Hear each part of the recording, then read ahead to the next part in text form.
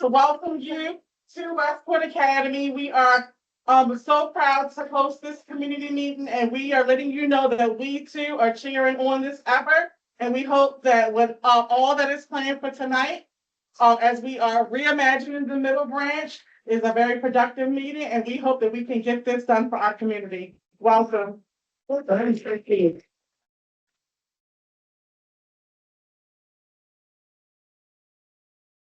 So we're just going to start with a few introductions tonight from our community partners and leaders. Thank you, Principal Locke, for hosting us tonight.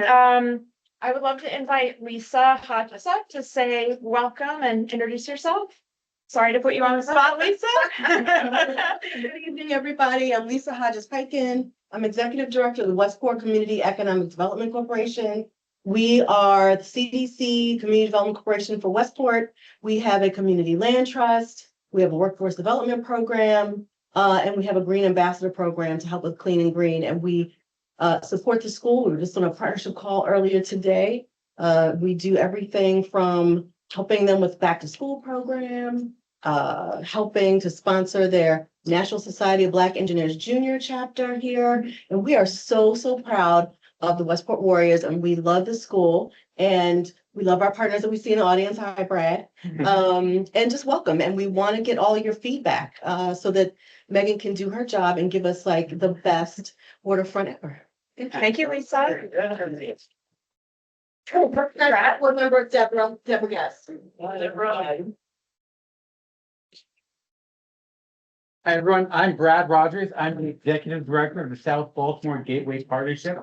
We're a community economic development authority funded in large part by casino revenues working here in South Baltimore. We are very proud to be a partner with the Westport CEDC in helping to make this happen. In fact, we are partners literally in the sense of having signed our name to a memorandum of understanding between the CEDC, my organization, the owner of the waterfront land, and the city of Baltimore, ensuring that the community will be engaged and involved in this process, that we will design and build a world-class park, and that ultimately that park will become city property so that everybody knows that they are welcome and belong on the waterfront. And so I'm very proud to be a partner in that effort. I would like to also now introduce a representative from the landowner from Stonewall Development, Ryan Humphrey. As usual, Brad stole all the good points. Everything else, but Ryan Humphrey, I represent the One Westport Development Group, and we are the group who will be donating the 10 acres approximately to the city and are responsible for constructing the park. So through Brad's guidance and partnership, along with the Westport CEDC, we've been planning this park for what, year and a half now. And we're finally at a stage where we're ready to start showing you guys something. So hopefully we haven't been going in the complete wrong direction, but if so, it's her fault. Jazmin? Yes. Yeah. Hi, everyone. Thanks for coming tonight. I'm Jazmin Kimble. I'm the Southern District Planner with Department of Planning. I'm here representing the city of Baltimore, more specifically the Mayor's Office, Department of Planning, and Baltimore Rec and Parks. We are very thrilled and excited for this project. As you all have heard from our other partners, this space will be a great space that will activate the Middle Branch waterfront, that will include different amenities that will not only foster community connections, but also improve recreational opportunities. And yeah, look forward for you all to see the updates that we have for you tonight. Thank you.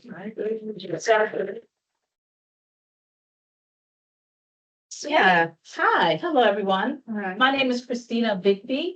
I am with Assedo Consulting, and we're leading outreach and engagement on this project. Some of you may have seen me at an ice cream social or earlier today. And my team who's here, raise your hand. I have team members here. You see them in those blue shirts. Maybe they checked you in. They're here as well to help set up. And we're very excited to be here. Odessa Phillip is the principal of our company. She had another engagement, but I wanted to make sure I mentioned her because she helped make Assedo tick.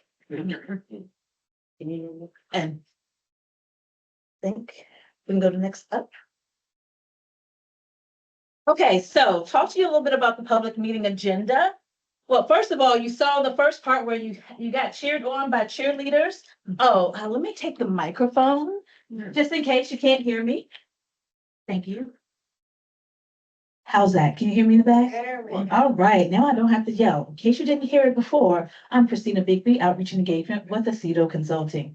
So this is our agenda. So first you got to have a nice dinner meal, cheered on by the Westport Warrior cheerleaders. So thank you for that. And you got to mix and mingle. We have introductions. Then we're going to do a little bit of a schedule and process update. Then we'll talk about the 30% design and get some input from you all. Talk about next steps, and then have open discussion and meet the team where you can meet the team a bit more. Okay.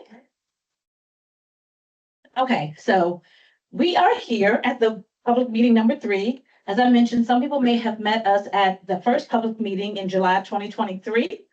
Then we had a second one as well in March. One of those was virtual, and this is the current public meeting. In between there, we had initial concept design, had the MagLab hearings. I think we all remember that.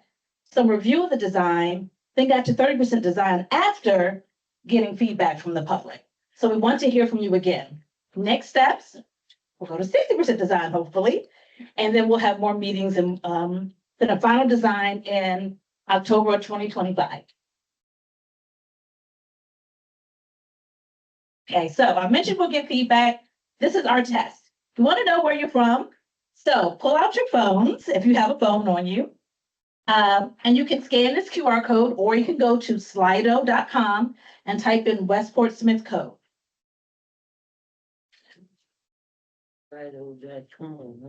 Yes, or you can just scan the QR code and it'll take you right there. So I'll give you a few moments.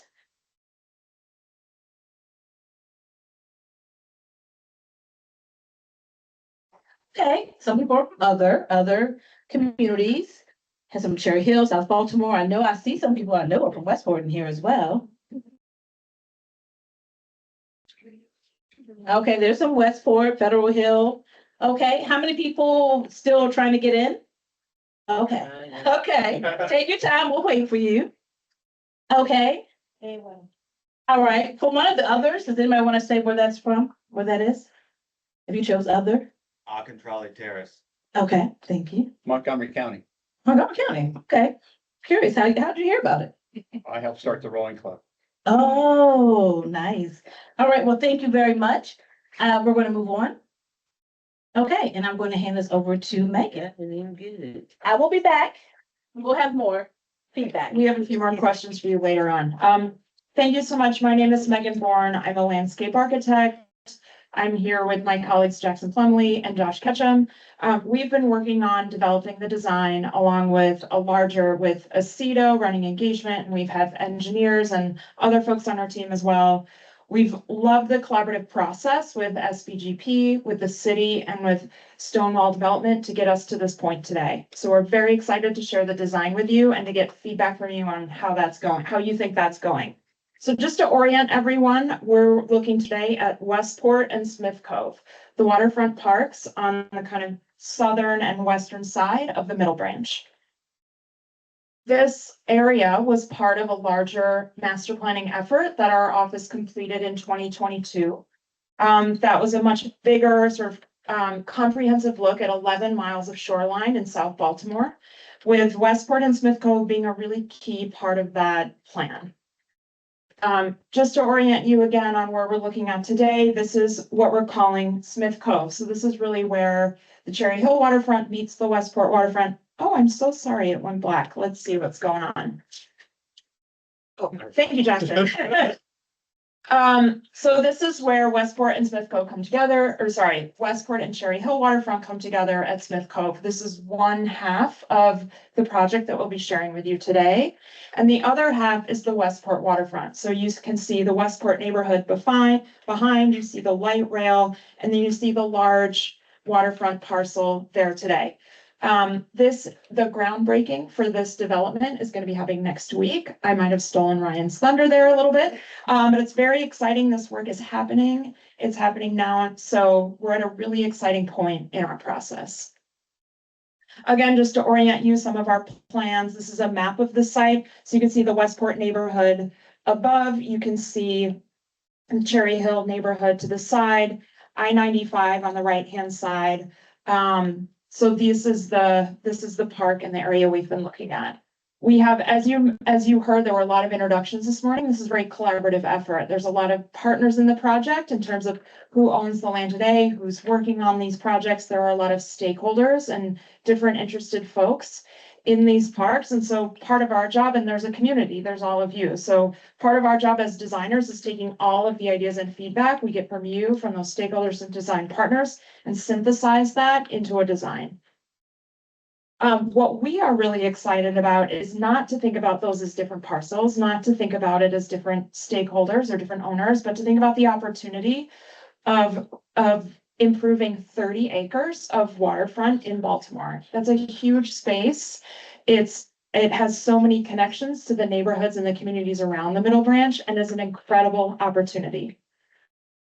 And so our vision for this park is really to make a community destination, to make a neighborhood park for the communities around the Middle Branch, is to really be inspired by the landscape of the Chesapeake Bay. This is an incredible place to live. It's an incredible natural environment. We want that to really shine in the park.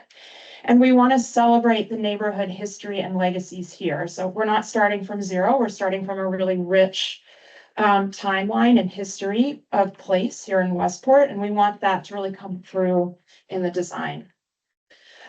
We started our effort, I think, in one of the introductions, it was mentioned we've been working on this for 1.5 years. We started the process in May of 2023 with a group of stakeholders getting together, visiting the site and doing a visioning session. You can see Principal Locke here. You can see others from our team, all thinking about what would you want to happen on site. We then did that. We started to sort of map that out in place about what people would want to see to dream big into this place. We did that same exercise in this room last summer, about 1 year ago, and asked the community the same questions. And altogether, we heard a lot. There was not one thing that everyone wanted. There was a really rich number of ideas that came together. Really, it was about connectivity. People wanted to access the water and connect to the water. People wanted trails. People wanted a better kind of environment and improvement of the ecology of this place. Could we have green and soft shorelines? Could we have native plantings and restored environments? Could there be better access to the water? So could you put a boat in? Could you go fishing? Can you get to the water that's so difficult to get to today in these places? Could there be activation in these parks? So really a focus on community gatherings and events, a place for everyone in the neighborhood to go to and to connect on the waterfront. Opportunities for recreation and play. Could there be playgrounds? Could there be places to exercise? And finally, this idea of history and culture. So thinking about the industrial legacy of this site, as well as more cultural stories. The Baltimore Black Sox, the Baltimore Giants, the incredible Negro League history and legacy here in Westport, amongst other things. All of that got us to this original concept plan. This was a plan that we developed earlier in the year and we shared online in a virtual meeting to say, are we getting this right? There's sort of several components here that start to speak to trails. It starts to speak to a soft green shoreline. It starts to speak to places for events and gatherings. All of these things kind of coming together in this 30 acres. Since then, we've been out getting more feedback. So we're sort of doing this back and forth between getting ideas from the community and stakeholders, going back to the drawing table, and sort of back and forth. This latest round of feedback, we went out and did pop-up engagement sessions out in the community. So we were at a Westport resource fair. We were out in Middle Branch Park earlier in the summer, sort of asking questions. Did we get this right? Did we miss anything? What would bring you to this waterfront? And the recent takeaways we've heard are people are really excited about the new waterfront park generally. People are excited about seeing this. there's a kind of curiosity about the implementation timeline. When is it really going to happen? Is it going to get off the page or not? And what would bring you to the park? Did we miss anything? I'm going to turn it over to Jackson. I got going so fast, I realized I was speaking through his slides. I'm sorry. No worries. So across the board, what we heard from some of these recent engagements since the last public meeting are that we need spaces for really robust community gatherings and events. We've heard a lot from Lisa Hodges and Keisha Allen that these are really important things to incorporate into the design, and also they've been helping us out with the exact amenities and specific pieces of the design that we need to make those really welcoming, safe, and comfortable spaces for people of all ages, and especially for the people that live in the neighborhoods around the park today. And then a through line from the previous feedback that we've heard also is our people are still really excited about opening up access to the water and connecting to the Middle Branch and being able to really get out and experience it in a new way. And then, like Megan was saying before, honoring those historical legacies and memories that are present on site. So some ways that we've started to incorporate this, I will say that we've gotten some feedback recently that we are collating together with the feedback that we'll get today. And so the plan is still a work in progress, and we really want to hear folks' feedback today so that we can adapt it to what we hear also.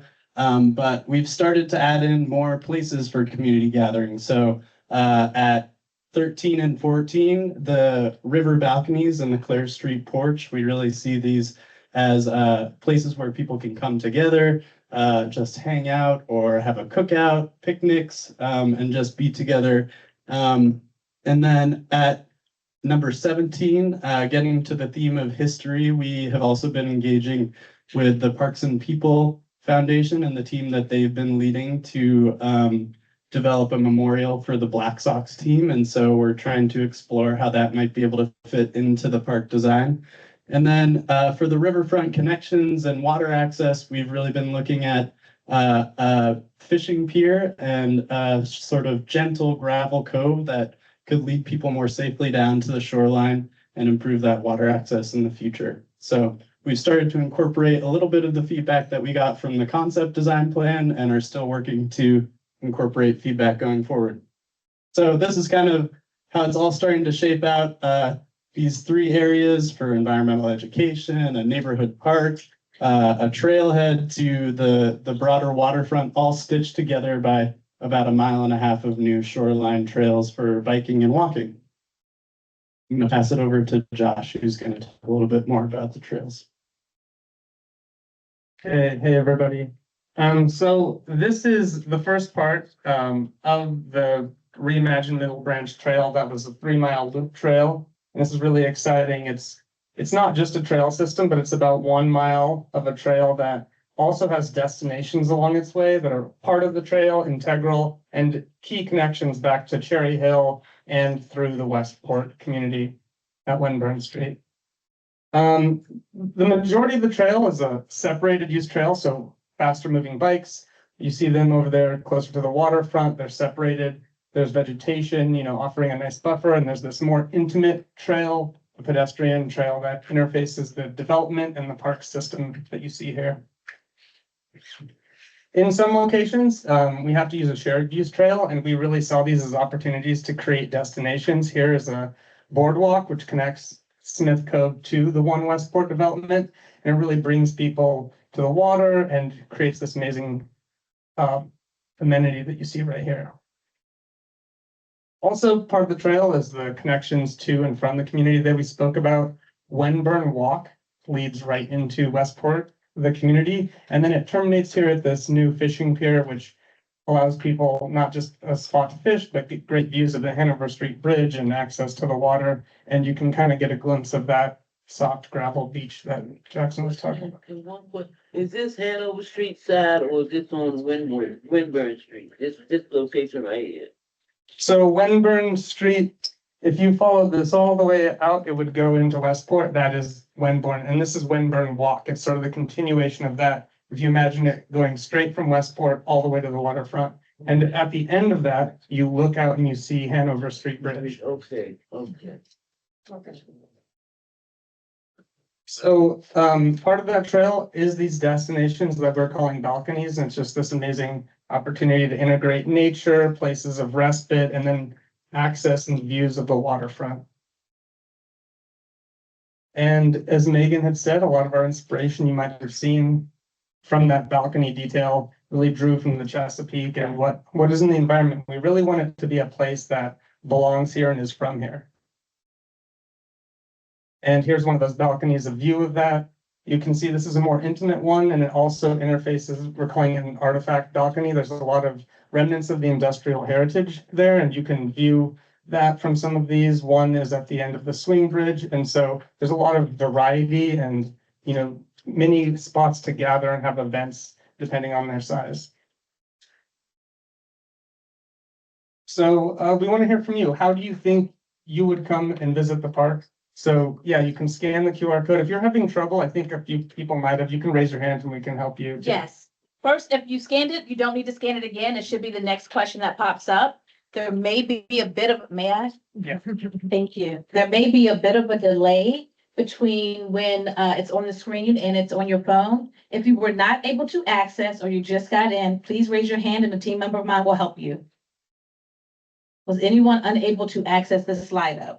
At the top, we can see there are about 5 people, 7 people answering now, and we know we have like 27 in the room. So we love to have that number hit double digits in the 20s. So we're at 9. So is there, thank you. Is there anyone else who's having trouble on my team can come and help them? Can you probably can't see. Can you help her, please? Thank you, Monica. Anyone else? We have time. We're right on schedule.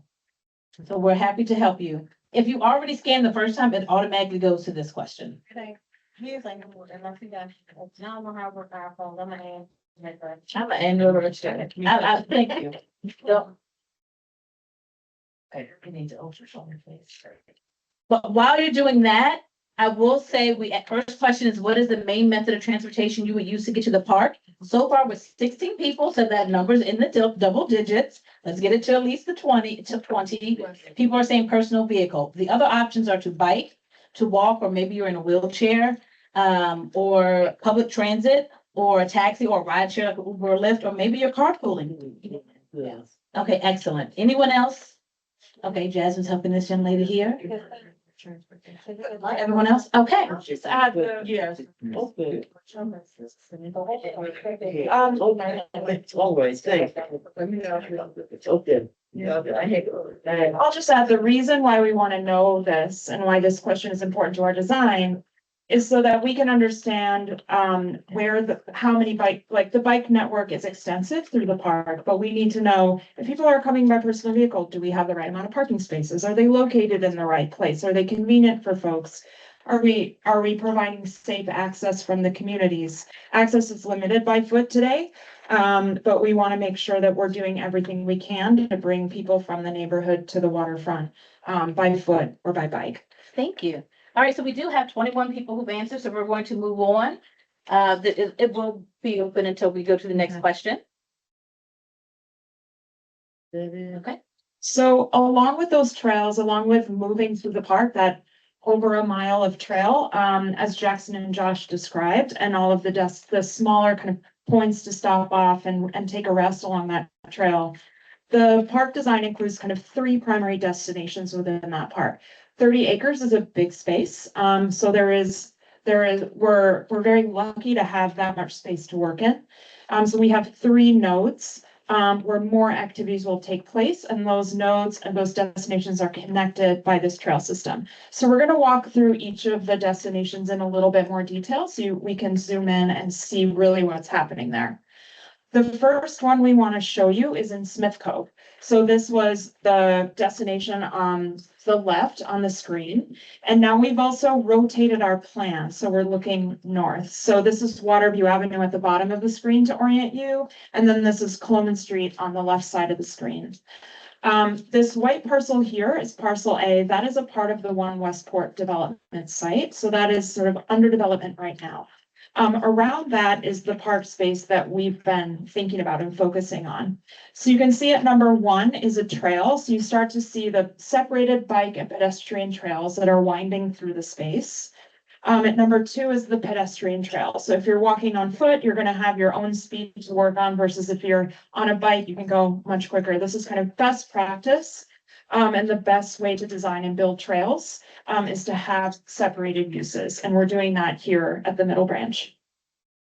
At number 3, at number 3, you're going to have a trail that sort of splits off and goes up Waterview Avenue to give access to people who are coming down Waterview from the Westport neighborhood. At number 4, which is kind of the center of this destination, is a new environmental education center. So this is being thought about and looked at and explored with a nonprofit partner, North Bay, as well as with Baltimore Recreation and Parks. And they would be bringing programming, educational work, and sort of collaborations with schools and the community here. And we're looking at all the spaces around that center that could complement first and foremost the neighborhood and the communities, but then also be used by the center as well. Those uses would be sort of starting at number 5, there's a sort of parking area and drop off. At number 6 is a picnic area. So if you're coming, bringing picnic lunch for the day, there's picnic tables and sort of under the shade there. At number 7 are nature trails.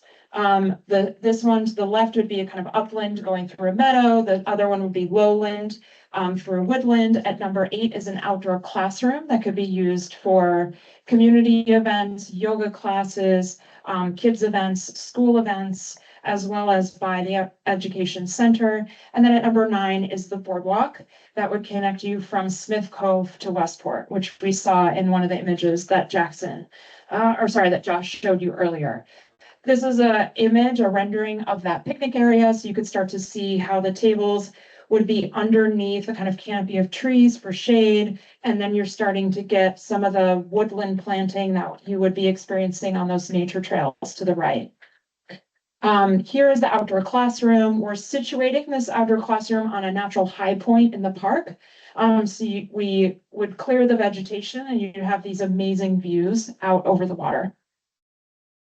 Moving to the central and second destination on the waterfront is sort of Westport Park, which is going to be between the various development parcels on site. So this is zooming into that same area to start to see what's here. I think you had a great question about, are we on Wenburn Street or the location of that fishing pier? The fishing pier is at number 3. And the idea is that you'd be able to walk from the neighborhood in Westport down Wenburn Street. There'd be a safe pedestrian crossing at number 1, so you could get to the park on foot safely and easily. And then at number 2, there's a straight walk, which we're calling Wenburn Walk, which is really an extension of Wenburn Street all the way out to the water. So you have clear open views and access straight out to the water, and that would end at the fishing pier at number 3. Then we have number 4, which is really the heart of the park, which is an open, flexible lawn where there could be a number of different events happening there. It would be open during the day, but then if there's small performances, if there's movie nights, if there's other ways for the community to come together, it would happen on the lawn, and that has a great view, again, out to the water. At number 5, behind that is a nature play space. So we're thinking about that idea of bringing the Chesapeake to the site, making a place that's very family friendly and for kids, a kind of really special, unique type of play space that's integrating natural elements and materials in a really sensory rich way.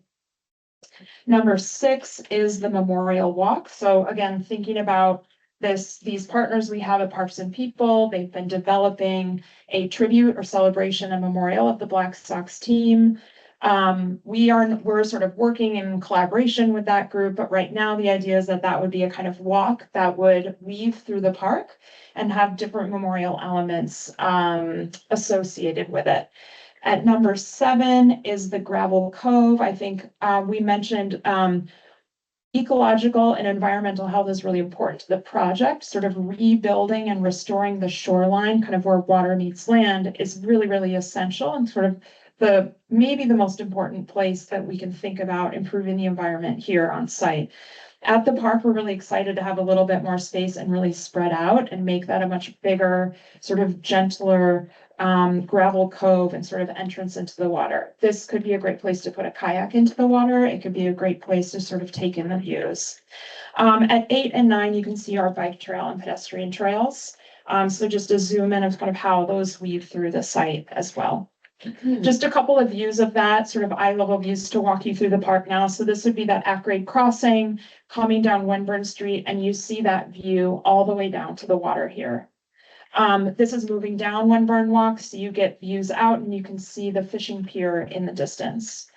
And then to the left here would be the nature play space, which you can see here in this view. So really trying to do something different than a traditional playground, but really making a space that's very family and kid friendly. This is the event lawn, a kind of open lawn with the great views out to the water. And so we're just trying to test, like on a regular day, what that might look like versus having a movie night or an event happening here. And then this is all the way down to the gravel cove and that kind of soft green ecological shoreline. Megan, it's okay. Sure. You're showing a slope for that area. Oh. We'll talk about. Sure, right here. No, that one side. Yeah. Yeah, it does, so it is very flat. And yeah, it does look flat. So one of the things that we're working on is, so it will, some of that is the camera angle, I think, Lisa, but it will be higher, a bit higher in the back than it is down to the front. And then the sides of the lawn will also pick up a bit. It will be subtle, Lisa, right now. The design sort of is trying to minimize the amount of new soil and fill that we're bringing into the site and sort of working with what we have and redistributing what we have on site to make that lawn. And I have one more question. Sure. Back at Winburn, you said it was the walkway back to the waterfront, and you can put, kayaks or whatever in the water. How are they gonna address that water? Because I've been in Westport just about all my life, and it had dips, I guess they call them sinkholes or whatever, whirlpools in the water, and a lot of kids, growing up, they died in that water because they got caught in there. So how would they address that part of it? If you're putting a kayak in there, or if you're going swimming or whatever, how's that gonna work? Yeah, so I think that's a great question. We've been thinking about safety and water quality and how to access the water. So right now, the cove is not meant to be a swimming beach. I think we're not trying to promote swimming Okay. at Westport in the water here. What we do want to allow for is fishing at the fishing pier. And then if there were kayaks that you would want to rent, potentially to put that boat in the water in that area as well. I think we would be looking to partner with the BCR, with Baltimore Rec and Parks or other organizations to do that kayak programming so that it's done in a kind of safe and controlled way. Yeah, Okay. Megan, if I might add, sure. not about that, but just I see people taking photos and videos. We are recording this and we'll have a video available. You're still welcome to do that on your own, but I just don't want you to feel like you're going to miss anything because the presentation is being recorded. Okay. Right now for stuff. Yeah. I was just gonna Hey, Ryan. add to Lisa's earlier question, there will be a gentle grade down to the water, but it's only about 2%, so it's exceedingly gradual. It's 13 feet over, say, 700 feet, so yeah, you'll notice it when you're standing back here like this, but it's not like there'll be any problems for ADA access or anything like that if you're in a wheelchair.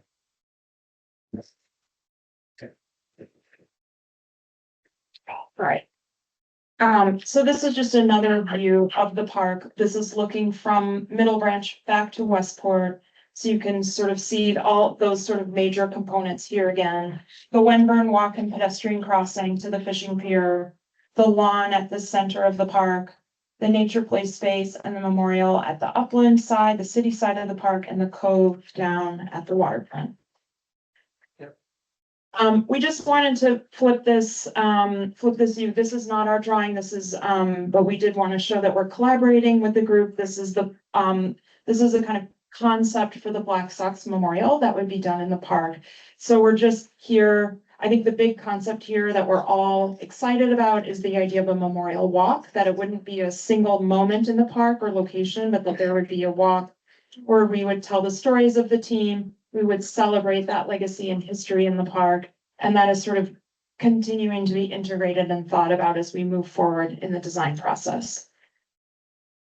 The last destination that we wanted to share with you today was at the northern end of the park, or on the right side of the screen, which is it's sort of between the Westport development and I-95. There's a parcel of land there. Just zooming in here today, we're looking at including a kind of gathering space at the end of Clare Street. Clare Street is one of two. Wenburn Street is the major at-grade crossing and access point from Westport to the waterfront that we can utilize, and we want to do as much as we can there to bring people into the park at that moment. Clare Street is the other at-grade connection that we can use. It's not as friendly today due to the substation there, but we want to continue to bring people through this way. So at the end of Clare Street, to make a destination there, we're calling that the Clare Street Porch. There's barbecues, picnic tables, and another place to gather in the park, connected by the trail system here. Then as you move further north at number 6, we're sort of crossing a little a sort of swale, a low point on the site, to get to what we're calling at number 8 and 9, the Middle Branch Trailhead.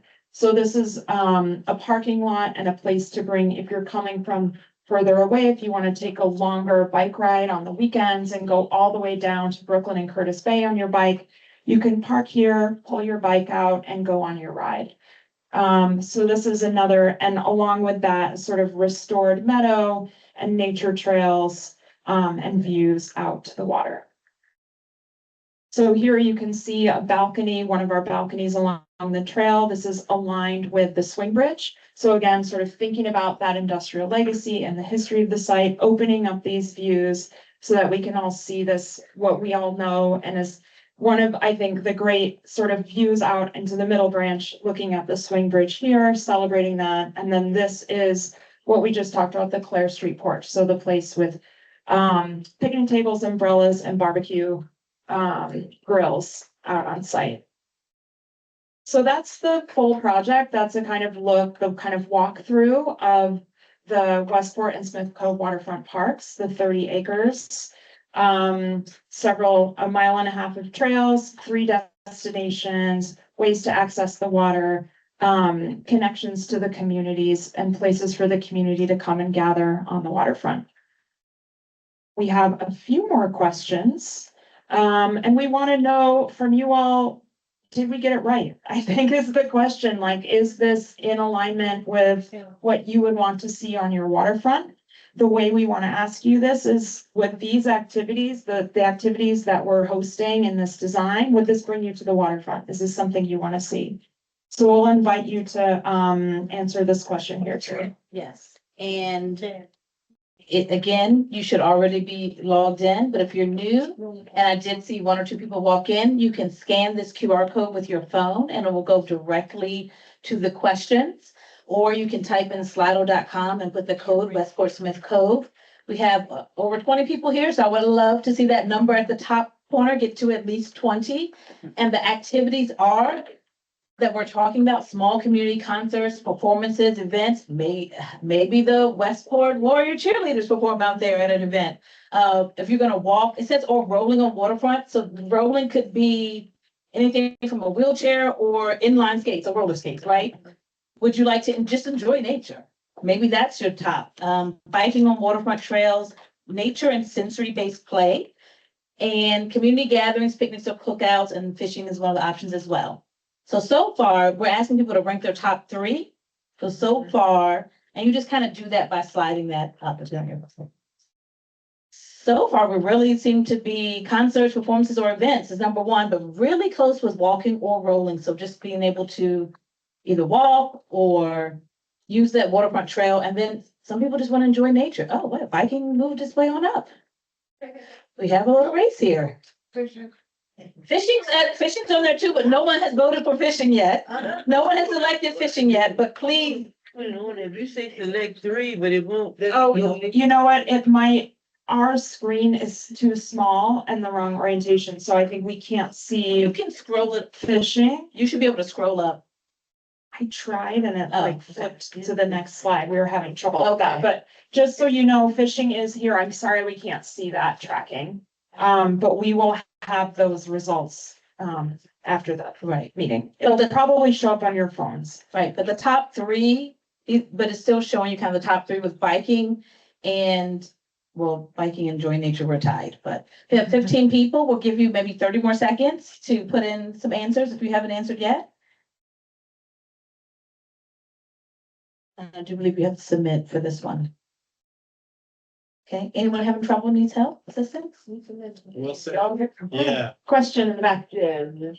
Plans for that swing bridge, so. I won't think. Yeah. Well, I'll bring it to my phone.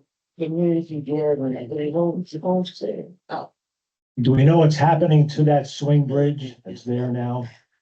Any plans for that? It's so good. We do not have plans for that. We have done, about a year ago, we looked at designing, we developed a concept design for a pedestrian bridge in that location, not at the swing bridge itself, because that, CSX rail lines controls that swing bridge. And at this time, they're not interested in, losing control of that swing bridge. But what we did was design a separate pedestrian and bike bridge that would connect Westport and Port Covington, now Baltimore Peninsula, east-west across the Middle Branch. And so that work is kind of underway. That work is not on the same timeline as this project, but what we've done in this project is allow for that space so that if that bridge comes in the future, that's able to sync up with our trail system sort of seamlessly in the park. Yeah, we have a meeting with CSX coming up to talk about all, like how they maintain all of their property, the railway and other property in Westport, how they don't maintain it. So we will bring this up as well, and it is, we're getting assistance from Councilmember Porter's office. It is an uphill battle, but we hope to leverage, some of those things and bring them to the table on the swing bridge. That is really, would be a great amenity to have. Yes, because they don't use it.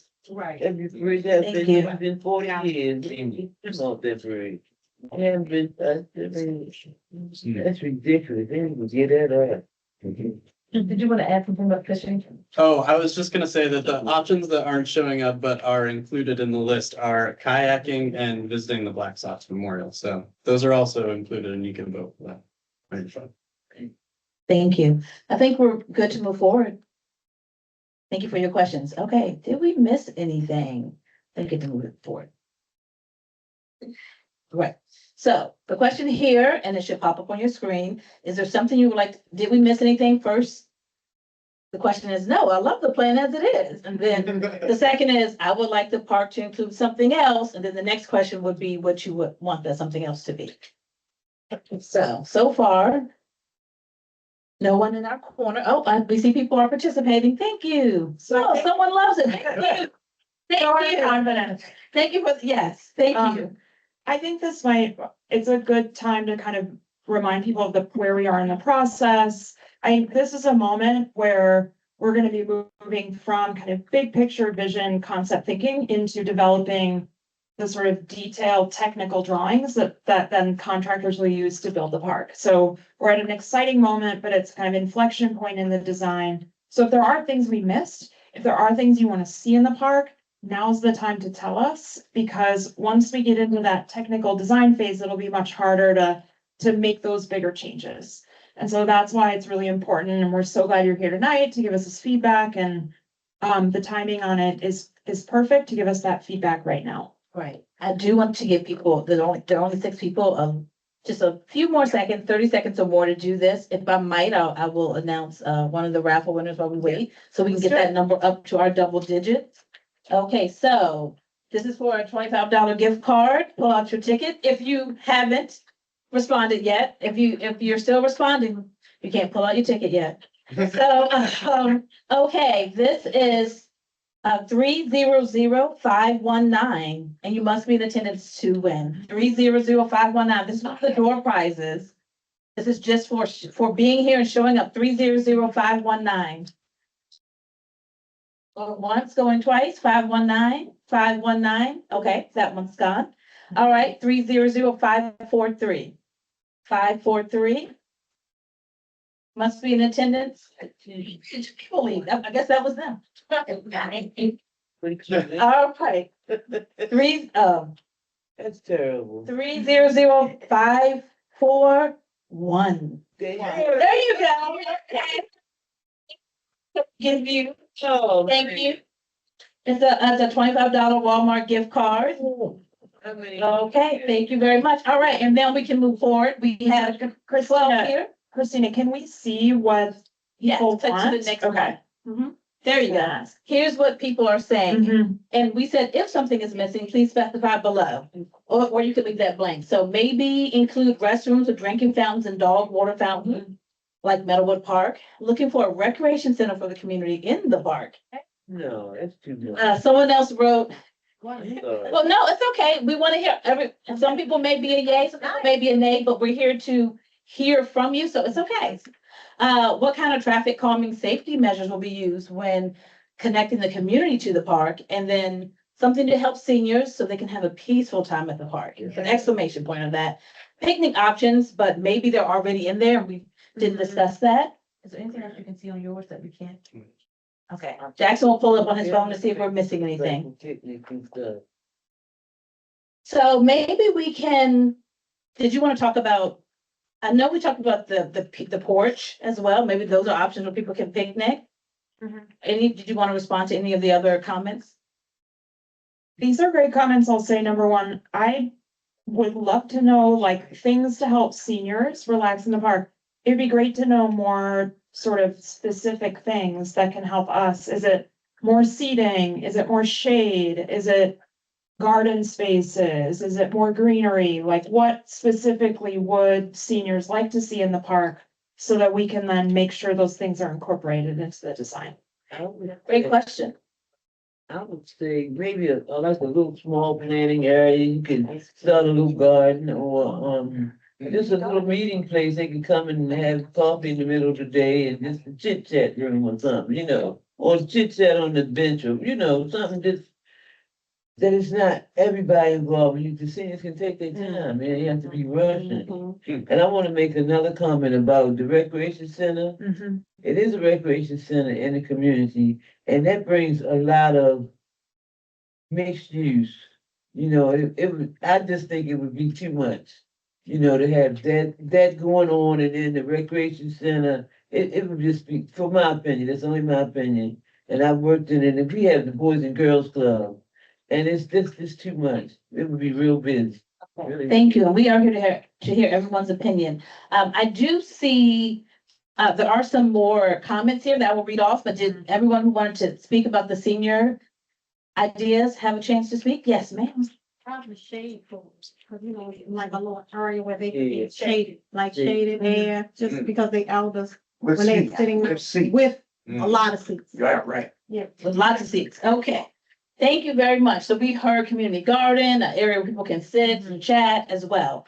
So also other options people mentioned were, how close is public transportation to the park? Will there be shuttle buses from other locations for tourists?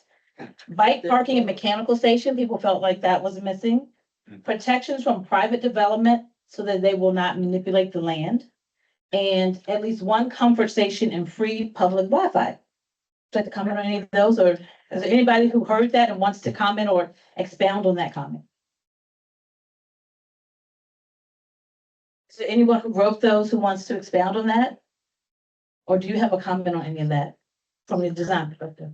So, the comfort station, that's also reflected in somebody else's comments, because, one of the things, one of the reasons why I recommended that is because people who live on the other side of 295, who might not be able to make it home to the bathroom, don't have to limit their time if we have a public comfort station. And then also the free public Wi-Fi, and I think there are some city resources for that, and I think we also will have the infrastructure, so I'm looking forward to collaborating with the city on getting that free public Wi-Fi. One other comment I'll make, and this actually came from Ms. Debbie, Having, the walking paths have lighting so that, especially for seniors, so that they can be sure-footed, and making sure that it's even. So, we definitely want to keep those things in mind as well. Thank you very much. Another thing, I know it's a community park and whatever, but when you have the outdoor spaces like that, you need some kind of security. I mean, you don't have to, you can just have people in the community, just certain people just watch out. It's like they used to have the block watchers or whatever. So it's not just destroyed, because it's not always our community that destroys it. People come from other communities. The kids just go from community to community. So it would be good to have somebody there as far as safety is concerned, you know. Thank you. Yeah, something like Park Ranger. Park Ranger. Like, This no, is that like, Park even Ranger. at night, just to walk Yeah. around. Even at night. Thanks, yeah. The park area would be subject to the typical, park and rec, dusk to dawn, is closed. Would there be a closing requirement of like dusk to dawn, which is typically for Wrexham Park area? It's a great question. Yeah, I think it's something that I think within the next phase of work, we're gonna be looking into a kind of operations and maintenance plan. So how exactly should the park be maintained? How exactly should the park be operated? Who's gonna be paying for that? What needs to happen? Everything from who mows the lawn and how frequently, to who's picking up the trash, to questions around, I think, security and sort of observation of that site. So that is something that comes in the next phase of design. And because we have so many partners at the table, we have Stonewall Capital at the table, we have BCRP at the table, we have SVGP at the table, that it's gonna be a conversation between those organizations about where the resources are coming from and where they'll be directed. But I think everything we've heard tonight is very important key questions around how do we maintain and operate this park once it comes online. I think lighting and Wi-Fi are part of that. I think those are excellent questions. Lisa, you had your hand up? Yep. So back to the MOU that I Mhm. think Brad mentioned, we're a party to the MOU. Rec and Park is a party to it, South Baltimore Gateway Partnership. There's already about $500,000 allocated towards maintenance of the park. There will be, I think, members of the residential members on this, kind of oversight board. So we have a general agreement about how that's gonna be, but once we get to maybe 80% design, we'll flesh that out. Thank you. And there are resources. I just wanted to be clear that there are resources set aside for maintenance, at least for the first 10 years, and there is a framework for oversight. Thank you. That's a very important point. And we had a question here as well, or comment. So comment on somebody wrote up their bike station. If you want a really good example of what a bike station looks like, they just redid the Baltimore Zoo. The front entrance has a really nice bike station with the rack and then the equipment that's needed to change the tire and all that kind of stuff. It's really, really nice. It's got little solar panels on top of it so that underneath, if it gets dark, it lights up. So that's a really, That's really great. good Thank you. example. And then I wrote the comment about having provisions from the private parcels. There's obviously much more land there. I live across the street from Druid Hill Park. For those of you that don't know, going from Gwynn Falls into the zoo, you didn't used to cross 6 lanes of traffic, right? So as someone who lives and where it used to be, 200 feet is now 1,000 feet with cars that continuously run red lights all day long and things like, and everything that comes with that. As you get into this phase of development, as well as they're in like early planning, I would try and have some sort of protection that they can't take over certain parts of it, or they overpay something because if they need to access more parking because they built apartment units or something like that. Just be careful. For sure. I think we've been working hand in hand with the developers and having sort of conversations every other week about what the design looks like. How does the park work with the development? How do they interface with one another? And how do we make the park feel accessible and open for everyone, easy to get to? Is a priority for us on the team. And that's been a kind of hand in hand partnership there.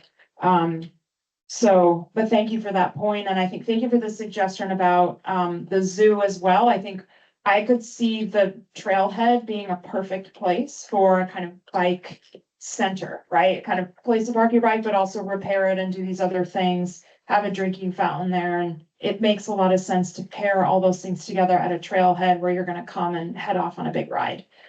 So I think that's a great idea, and I'll just say too, I think the other points that are bringing up here, are either like, we could go back through if you're curious, or you could go back online after the meeting to see the various areas for picnicking on site. We have several locations, I think 3 locations with picnic tables, some of them with barbecues and with umbrellas for shade. So lots of places, I think, and opportunities for those types of gatherings on site, which is great. I think in terms of traffic calming and safety measures, Wenburn is gonna be key to that because that's where, folks are coming into the park on foot. So, and Cloman Street is being rebuilt, as part of the development. It's really working on what that intersection looks like so that it's safe and welcoming for folks is, I think, priority number 1, to make sure people are getting into the park easily, as well as thinking about on the Cherry Hill side of things and the Smith Cove side of things, how do we get people safely across, Waterview Avenue? That's a bigger, more challenging question because that's a bigger, wider, faster street. That work needs to be taken on as well, and was something we thought about in the master plan a couple of years back. And then I think the restroom conversation around comfort, drinking fountains, what those facilities look like is a really important one, Lisa. I think we're going to continue to explore that in the next phases of design to understand what's feasible and possible on site. Okay, and I've read off all the extras, so there aren't any additional, so we can move forward. Okay, great. Thank you all for your patience and attention. It's been kind of a long presentation, but we just have one more quick piece here at the end to wrap up. I'm gonna turn it over to Ethan Abbott from SBGP to just talk through. We've heard a lot of questions about when is this going to happen? Like, people are excited about the park, but when is the park happening? So we have more news on that to share with you. I have one question before you get started. Absolutely. Where did Smith Cove come from? I've been in Westport all my life, never heard of Smith Cove. What was it, what did you know it previously as? It was never a cove, it was Westport and it was Cherry Hill. I That's don't know where the cove came from. I think the Cove has always been the name Smith Cove. I think it just came in the kind of vernacular. That Yeah. water body. And for those of you guys unfamiliar, this is technically Smith Cove, with this obviously being Westport, and then as far as you go down into Waterview Avenue, it being Cherry Hill. But to my knowledge, it's What street is it covering a street? I mean, I'm just trying to figure out that area. What is it? I think Cherry Hill. It's the body, exactly. So, and you hear about the Middle Branch Resiliency Initiative, the wetlands that we're creating. Smith Cove refers specifically to this wetland cell right here. So it's not a neighborhood per se. It's not Cherry Hill. It's not Westport. It's literally this wetland development that's coming online as part of the whole entire development. Okay, So- thank you. And that's owned by the city. Correct. Oh, okay, good. I'm just wondering because I never heard it. It's a good question. I'm glad you asked too. I'm sure other people are wondering as well. That existing trails already there. I don't know if the plan is to redo those or to Yeah, start anew. There's actually some kind of cool boardwalks that are in Yes. disrepair and there's already some infrastructure there. Yeah, That leads to a bigger question of mine is like, and I just need to steal your thunder, Ethan. You're good. But like, this is great, this is mild, it's awesome. But how do I get from Federal Hill to there? Is a really challenging question. Or how do I get from there, when you said Brooklyn, like if you use the existing trails, you're gonna run into disrepair. And I don't mean to poo-poo anything, I'm saying. But I know it's all, this is a phase and they're gonna be a phase, but if, like. The object obviously is to make a continuous trail. Instead of a U or however it might be, but those are just things I'd like to hear, like. We're gonna build new trails, we're gonna fix up the old ones. Like Megan, did you want to speak on that before? sure. I can speak a little bit to that. So, just to start here in Smith Cove, The idea is to build on where the trails are today and to improve them, because they're not in good shape today. But it is smarter to start with what you have rather than cutting a whole new trail. So we are trying to be efficient where we can be, sort of use the trails that are there and improve them, rebuild them and augment them in Smith Cove.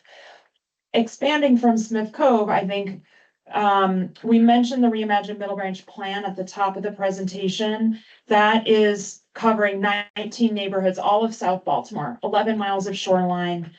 There are many, many, many miles of trails planned, recommended in that plan. This is like step one in phase one of that work. So building from here, yes, it'll be difficult when this opens to get from Federal Hill to here. Maybe you go and you park at the trailhead and start there. But the idea is from here, you're going to link up and be in Middle Branch Park, and then you'd be able to go under the Hanover Street Bridge and in front of the Harbor Hospital and down you go. So I think eventually there is this much, much bigger network of trails. This is where we start, and that the work will continue moving from here.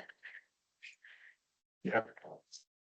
Thank you, Megan. And I don't have any to add on that, aside from the fact that as part of this entire development, we really are thinking strategically and intentionally about what this new development will be for the community, including trails too. So I'm glad you mentioned it, and I'm glad you were able to expand on it as well. But it is definitely part of this larger project, and of course will help steer and, get us thinking about how connectivity relates to other aspects of the rest of the city as well too. But I did want to talk just a bit more about the actual implementation timeline for the project. I think you guys are all pretty curious about this, so we'd be remiss not to actually talk and tease out just a little bit of what is to come. And now, Megan, I know you actually said before that we're thinking about this entire Westport project as one project, which it definitely is. But at the same time, you will see that certain elements of the project are going to be brought online at different times. But just a quick overview for that, I think the first one that you guys can expect to come online will be the Parcel B developments, which is going to be this townhome right here. And that's actually going to start groundbreaking Next week. exactly next week on October 7th. And so that's the groundbreaking for this entire development of One Westport, which will kick off, of course, the development for the entire area. But Parcel B itself will be the one that comes online first out of all of these. And you can expect that to happen in about fall/winter of 2025. I think right afterwards, in 2026, you're going to be seeing a lot of the trail-oriented development coming along online right beneath Parcel B itself. So you see Parcel B Park, which is of course the park along the shoreline of Parcel B, including some of the trail elements will be brought online in summer of 2026.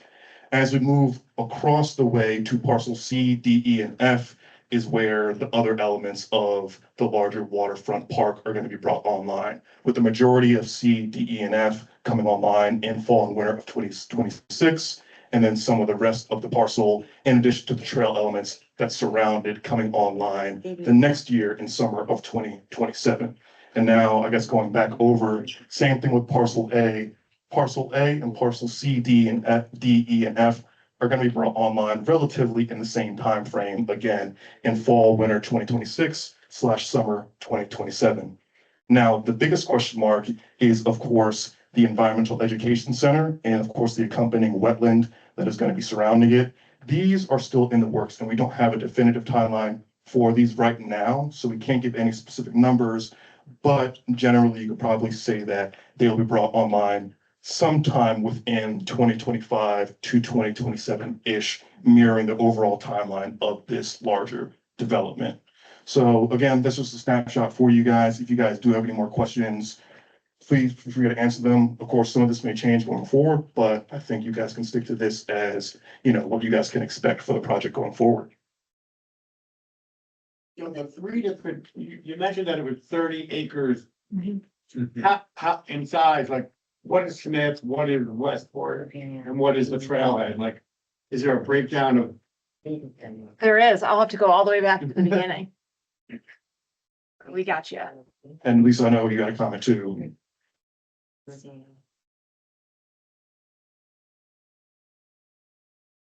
Oh, you know what? I hid my slide with sizes on it. Now I'm kicking myself.